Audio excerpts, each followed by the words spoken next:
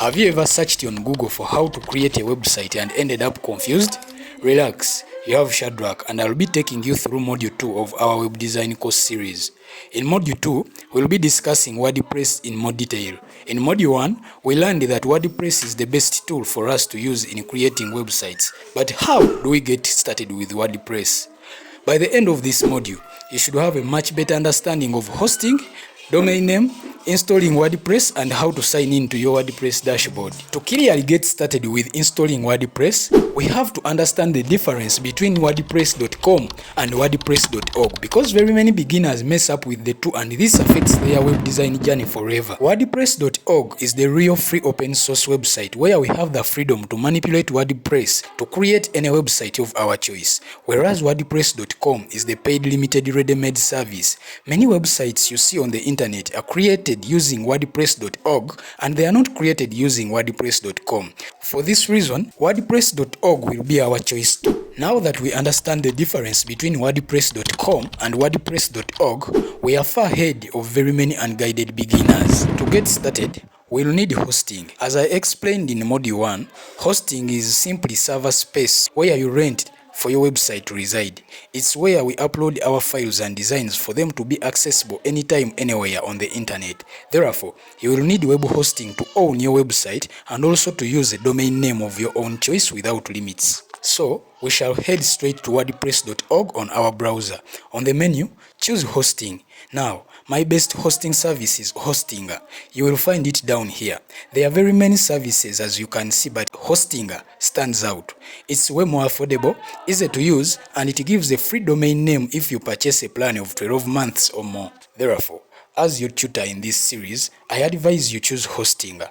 So now, here we shall select Hostinger and head straight to their page. On this page, we shall select Start Now. Start Now brings us to the pricing page. Now here, you will see a number of benefits per plan, but to balance features with affordability, many designers including me choose the business plan. But for the start, you can choose the premium plan. I won't go through the features because they are clear for each plan. So, whichever plan you choose, select Choose Plan to proceed with the payments. On this next page, you will choose how long you want your plan to be. But as a rule of thumb, the longer the plan, the better the price benefit. The best thing about Hostinger is that it has a 30-day money-back guarantee. This means that you can get your money back in 30 days if you are not impressed with their services. So here, we select Continue and land on this registration form. You can choose to continue with Google or simply enter your email address and a password of your choice. After registration, we are brought to this payment page where we choose the mode of payment. Many of us may not have these payment options in our country, but relax, we can choose cards and opt for either Visa or MasterCard. In Africa today, card services can be accessed anywhere from banks and mobile networks. MTN and Airtel offer MasterCard services to make payments like these ones seamless. But if you'll need more assistance on this, just comment and I will come in to assist. Otherwise, on this page, you choose a convenient payment option, fill in the necessary details and select Submit Payment. The total amount payable will be displayed clearly on the right. Cool! Now your payment is done and congratulations! You have successfully paid for host. Just go ahead and click Get Started. After that, you will be directed to this page. Just select Create a Website and click Next. Up next, we are gonna install WordPress. So, on this next page, we choose WordPress and select Continue. You then fill in your email and password.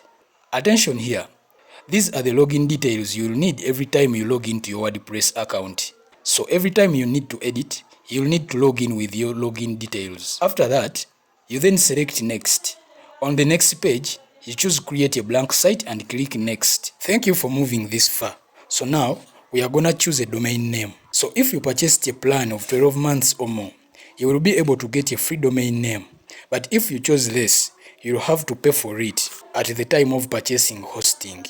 So here, we go ahead and type in a domain name of our choice. I personally chose createwp.com. Reminder, if the name you choose was already picked or taken by someone else out there, it won't be available. But if not, it will be available. So, mine is available and it is free for a full year because I bought 12 months worth of hosting. So here, you select Next and then select Finish Registration. At this time, It's setting up your domain name and installing WordPress. So up next, you select your target audience. If you are in Africa, it's better to choose Europe because Africa does not currently have Hostinga servers. But Hostinga is planning to put up some in Kenya and South Africa. Choosing servers near your target audience increases the loading speed of your website. So click Next and WordPress will continue to install. After that, it will take you directly to your WordPress dashboard. It's okay not to see your domain name at the top here because domain name registration can take up to 24 hours. This process is called propagation. So welcome to the WordPress dashboard. This is where actual website creation takes place. Now that you have access to the WordPress dashboard, you are officially a web designer. And you will need to know how to occasionally log into your WordPress dashboard to start creating. To do that, simply open your browser, type in your domain name, stroke WP-admin, click enter, then you enter your login details and continue. Voila, you are in your WP dashboard. Thank you everyone for reaching this far. We've come to the end of our module 2. Your work now is to follow up and practice. But I know that this can be overwhelming at first, but with continued practice, it will be easier. And I'm also going to be there to support you. Simply comment your point and I will come in to help. In our next video, we shall navigate the dashboard. We shall come to understand how to use the features of the dashboard to actually create a website. Thank you once again for watching. Please like and comment your feelings about this video. See you in module 3.